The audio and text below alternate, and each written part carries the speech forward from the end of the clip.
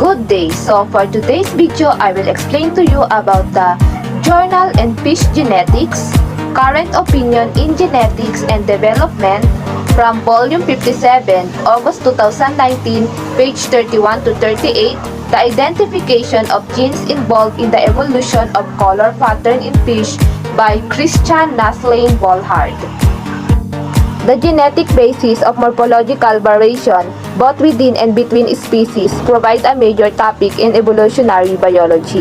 Teleost fish produce most elaborate color patterns, and among the more than 20,000 species, a number have been chosen for more detailed analysis because they are suitable to study particular aspects of color pattern evolutions. In several fish species, color variants and pattern variants have been collected, transcriptome analysis have been carried out, and the recent advent of gene editing tools such as CRISPR Cas9 has allowed the production of mutants.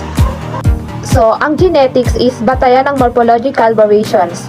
Then, sa loob at pagitan ng species is nagbibigay ng isang pangunahing paksa sa evolutionary biology.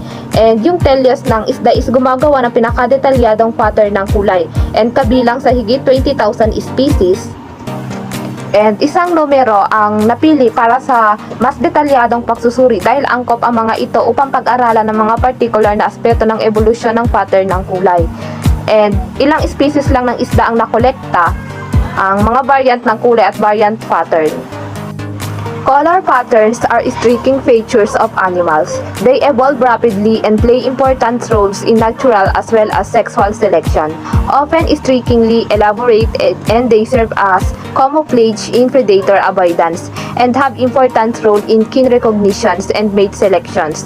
To study the genetic basis of color pattern evolution, it is advantageous to concentrate on organisms where interbreeding is possible and transgenic and imaging methods are applicable. Teleost fish are well-suited and vertebrates models because offspring develops outside the maternal organisms, allowing inspection of the patterns throughout the development. In several fish, general closely related species is still inbreed, for example, in stackable backs of cavefish. So, yung color pattern is kapansin-pansin na katangian ng mga hayop. And mabilis silang umuunlad at gumaganap ng mahalagang papel sa natural at pati na rin sa sexual na pagpili.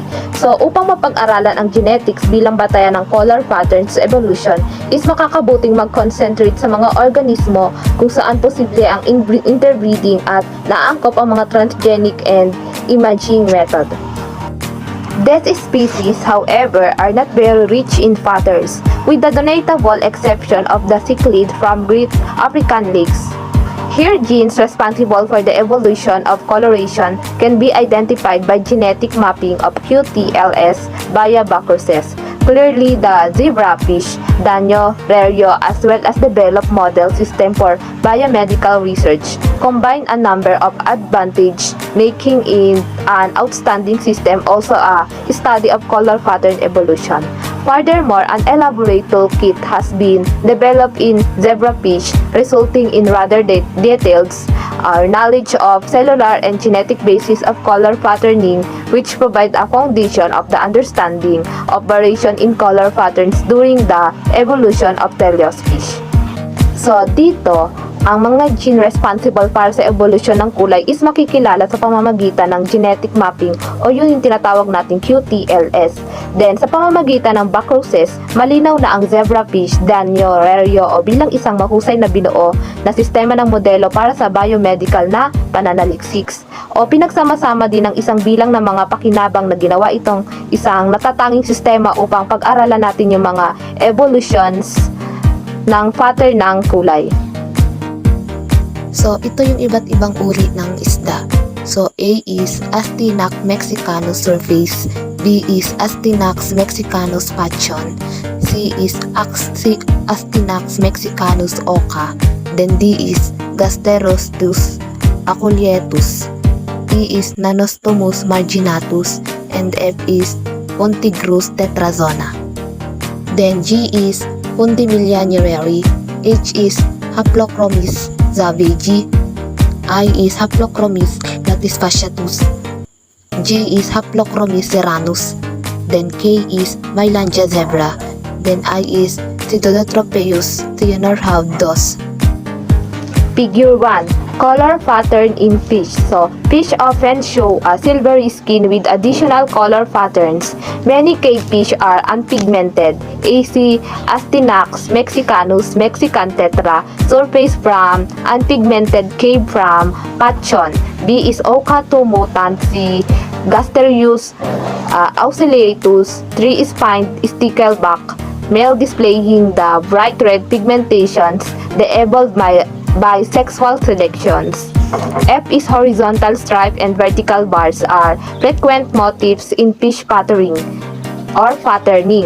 So, Nanostomus marginatus. E is Pantigrus tetrazona. F is fish commonly found in the pet trade, African cichlids from Lake Victoria. G and J and Lake Malawi. KL is Pundamilia nyereri. G Haplochromys zavigi, and H is Haplochromys latifactiatus, and I is Haplochromys ceranus. J Mailangia zebra. K C Dopterompeyus senorhabdos, and I image courtesy, and Bronner. AB is J Kowalko. C is Kratochwill. So, dito sa figure 1, dito natin naman malalaman yung mga color pattern ng isda. So, ang mga isda ay madalas na nagpapakita ng isang kulay pilak na balat na may karagdagang mga pattern ng kulay. So, maraming cave fish ang walang pigmented. Figure 2. Pigment pattern evolution in danio fish. Depicted are details of the pigmentation pattern on the flank of different closely related danio fish. The pattern range from horizontal stripes, vertical bars, spots in combination with stripes dark, spots on a light background, and light spot on the dark background, absence of patterns. The primary function of colors in animal are to shield against UV irradiations from sunlight and to camouflage from predators. Many fish are cast in silvery skin produced by light-reflecting iridophores tops with black melanophores, giving them a dark back and light belly to render them less visible.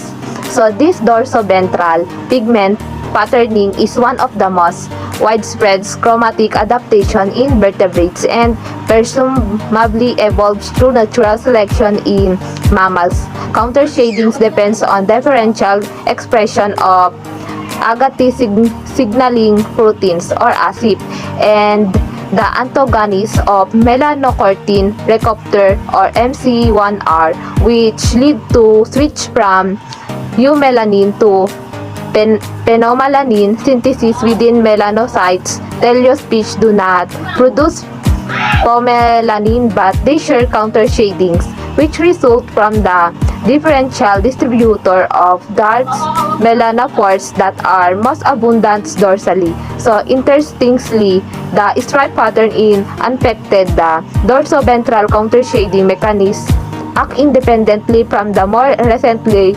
evolved stripping mechanism with resultant pattern superimposed to generate the full patterns.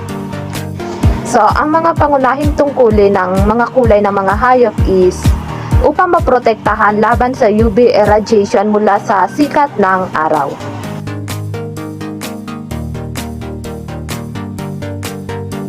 Figure 3. Patterning in Danio rerio and Danio nigrofasciatus. Wild-type zebrafish Danio rerio show a pattern of light and dark stripe on top of dorsoventral pigmentation. Gradients in mutation in MC1R lead to loss of dorsal melanophores but do not affect the stripe patterns. Note that in addition, dispersed melanophores appear at regions outside the stripe flank area. B clones created by blastomers transplantation of pigmented melanophores into albino mutants hosts show the dorsoventral spreading of the pigmented cells, presumably caused by the trajectories of the spinal nerves, along which melanoblasts reach the skin. C disruption of cell and cell interaction leads to patterning defect, as shown in the breakup of stripe in Laxi by 39.4 minus mutans and danyo nignofasciatus or show an attenuated pattern of fewer stripes of lower numbers of melanophores that break up into spots, signaling, for example, endothelin converting enzymes.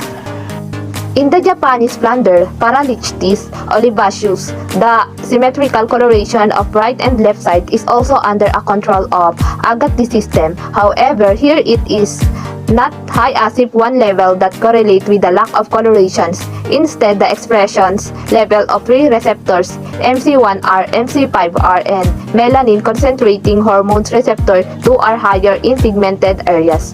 The ASIP1 expression gradient is not restricted to Teleost fish, but it is also found in the ray fin fish, spotted agar, Lepidostus oculatus, which diverged from Teleost before the Teleost species genome duplication. The expression patterns correlates with the different dorsoventral pigmentation in gar. Pigmentations. So MC1R has been repeatedly been found in mutate in different vertebrate species, suggesting that it is target for regressive evolutions. For example, is non-pigmented cave-adapted organisms. However, mutation in MC1R are not only causes for the pigmentation into independent population of Mexican cave fish. Astyanax mexicanus or QTL mapping suggests that the OCA2 gene as candidates or for pigment loss. Bird and mammals have only single pigment cells type, the melanocytes. In contrast, Teleost fish develop at least 6 classes of pigment cells, chromatophores, leading to fascinating their diversity of colors. In addition to black melanophores and light-reflecting iridophores, there are yellow-orange xanthophores, red erythrophores, white plesiophores, and bluish ionophores. The pigment cells are distributed in superimposed layer between epidermis and myotome and can be found on scale. So, ang MC1R ay paulit-ulit na natagpuang mutated sa iba't ibang vertebrate species na nagbumungkahi na ito isang target para sa regressive evolutions. So, halimbawa nga nito yung non-pigmented cave-adapted organisms. The cellular origin of white color in fish is linked to diverse pigment cell types. White color may be produced by endophores in zebrafish. For example, the light stripes are composed of an epithelial-like dense sheet of whitish iridophores topped with the yellow of orange xanthophores. The white coloration in Medaka oryzeus latipes, in contrast, is produced by leucophores, which are related for xanthophores and contain white teratidine-based pigments. In the clownfish, amphiphorons ocellaris or 2 vertical white bars are observed on the orange-colored body. Transcriptomic analysis and electron microscopy of the white chromatophores indicates the death indeed iridophores. This notion is further supported by pharmacological inhibition of iridophores differentiations during early development, which lead to an elimination of the white bars as well as L iridophores underlying the orange region. So, ang cellular na pinagmula ng puting kulay ng isda is nauugnay siya sa magkakaibang uri ng pigment cells. And yung puting kulay is maaari siyang gawin ng mga endophore sa zebrafish. Halimbawa nga nun yung mga light stripe is binubuo siya ng isang epithelial-like o yung siksik na sheet o mapuputing iridophores na nilagyan ng dilaw o orange na xanthophores.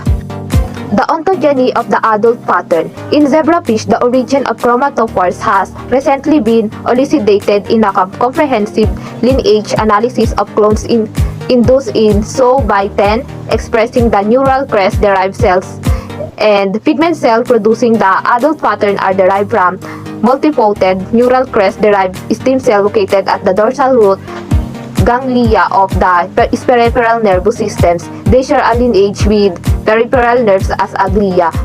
Progenitors or iridophores and melanophores migrate to the skins along spinal nerves. Melanophores expand in number while migrating as melanoblasts, whereas iridophores proliferate after they have reached the skin and then spread. Pigmented melanophores rarely divide once in the skin. Xanthophores arise from larval xanthophores as well as the stem cells. So, dito naman, ang mga pigment cell na gumagawa ng mga adult pattern is nagmula siya sa multifonent neural crest-derived stem cells na matatagpuan sa dorsal root ng ganglia ng peripheral nervous systems. And sila yung nagbabahagi ng isang linya ng peripheral nerves at glia. In zebrafish, a number of genes are known that mostly required in pigment cell are to achieve interaction between different types of chromatophores by direct cell contact. These typically encode integral membrane proteins such as adhesion molecules, component of cellular junction or channel. A number of short-range and long-range interaction among the three cell types have been deduced from mutant phenotypes and cell ablation studies. Iridophores promote and sustain melanophores and they attract xanthophores, whereas xanthophores repel melanophores. Recently, a novel mathematical model has been formulated. It attributes central loss in iridophores, a cell type neglected in previous favored models of Turing type mechanisms focusing on melanophores and xanthophores only. The authors of the new model propose a number of specific cellular interaction underlying iridophores shapes transition during stripe formation. This result in different iridophores and xanthophore shapes between light and dark stripe areas as observed in vivo. Pattern diversification, the identification of specific genetic variation underlying phenotype change in major challenge in evolutionary biology. Considering the pattern difference between two closely related species, several approaches have been used to identify genes involved in evolution of coloration and pattern. In the last 8 to 12 million years, several hundred species of cichlid fish evolved during repeated adaptive radiation in the East African Rift Valley lakes, such as Lake Victoria, Tanganyika, and Malawi. This radiation gave rise to a large diversity of species displaying various color patterns, including vertical bars, horizontal stripes, combination of both, and blotches. In conclusions, fish have most elaborate color patterns composed of multiple cell types producing diverse pigments or light-reflecting nanostructures. Consequently, a relatively large number of genes have been identified as pigmentation genes. In part, this high number results from the telos-specific genome duplication, as it was shown that duplicates among pigmentation genes were preferentially retained after the telos-specific and salmonid-specific duplication events. Many cases are known of paralogs, one of which has specialized for coloration while the other takes over the essential functions. This has allowed a rather rich collection of adult variable mutant specifically affected in colorations. Indeed, in zebrafish, several mutant phenotypes are reminiscent of the pattern of the other Danio species. Although in general, it is expected that change at multiple loci underlie the diversification of the pattern between two species. QTL mapping is possible in interbreeding species of fish such as cichlids and cavefish, and the identification of groups 2 as gene responsible for pattern difference in cichlids represent significant progress. So, ang isda ay may pinakamaraming detalyadong pattern ng kulay na binubuo ng maraming uri ng cell na gumagawa ng magkakaibang mga pigment o liwanag na sumasailalim sa mga nanostructures. In several population of Mexican cavefish, mutation in the coding region of genes involved in melanin synthesis, such as MC1R and OCA2, have been identified as causing depigmentation. In other cases, the coding region is not affected, but cis-regulatory change that result in very low expression in one population seems to be responsible for the difference. Cis-regulatory rather than coding sequence change are frequent in speciation by just eliminating the function of one of the many pigmentations. Genes conspicuous effect and phenotype may be produced. This is a large degree of redundancy in the system. However, and single genes mutation resulting in significant phenotypic changes are rare. In particular, the pigment cell autonomous function, which include direct heterotypic cell-cell interaction as shown during zebrafish stripe formation, have only been speculated to play roles in speciation so far without direct proof.